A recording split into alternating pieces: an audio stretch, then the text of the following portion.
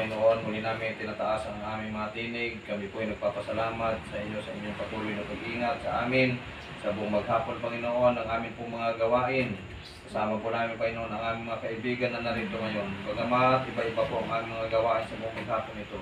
Ngunit salamat po Diyos sapagkat sa mga oras na ito, tinipon niyo kami sa lugar na ito upang amin po patuloy na pag-aaralan ang batas ng kalusugan kung paano namin mapangalagaan ang iyong pangangatawan na maging malusog sapagkat ito'y templo ninyo, Panginoon, na dapat namin ingatan. At lalo higit, Panginoon, ang espiritual na aming pag-aaral ngayon, kagaya, Panginoon, ng aming napakinggang awit, na kayo po, Panginoon, ang aming kaibigan.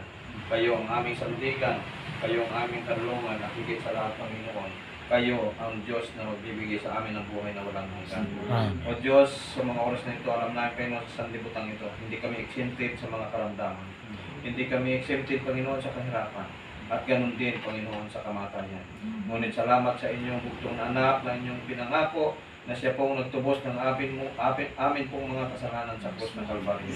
Upang tubusin ang aming mga kasalanan at kami muli ay magkaroon ng karapatan na kami ay magkaroon ng buhay na walang hanggan. Dangan nga lamang, Panginoon, kailangan namin sundin kayo at kami ay manampalataya sa inyo upang makamta namin ang buhay na walang hanggan ninyo pinatulog sa amin.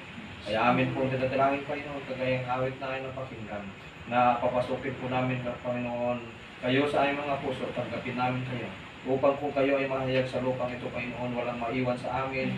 Nais namin, Panginoon, na pati ang aming mga kaibigan kasama namin ngayon, Panginoon, ay magmamana ng buhay na walang hanggan at kami, Panginoon, ay magbabakasyon din sa loob ng 1,000 taon sa langit na bayan. Maraming salamat, Panginoon, sa inyong patuloy na pag-ingat sa amin. Pagpalain po ang aming mga kaibigan na uuwi po sa kanilang mga tahanan. Pagpalain din, Panginoon, si Direktor na siya maiwan dito, kasama si Chris at si Brother Buboy. Papaingatan sila, Panginoon, bantayan sila ninyo mga anghel. Upang sa ganun, Panginoon, sa pong magdamag ng ayong pagtulog, ay ingatan kami sama-sama at gisingin kami bukas ng umaga na taglay namin ang buhay at kalakasan. Upang muli, Panginoon, sa buong maghapon ay makapaghanap buhay ang bawat isa sa amin, makapagawa at pagkadating, Panginoon, ng kinahaponan, ay muli kami magsama-sama muli sa lugar na ito upang ipagpapatuloy ang aming pong pag-aaral sa banal na kasulatan. Maraming salamat, Ama, sa inyong pag-iingat, pagdinig ng aming dalangin. Ang lahat ng ito hinihiling namin at nasang tanggapin sa pangalan ng aming Panginoon Jesus. Amen. Amen. Magandang gabi po.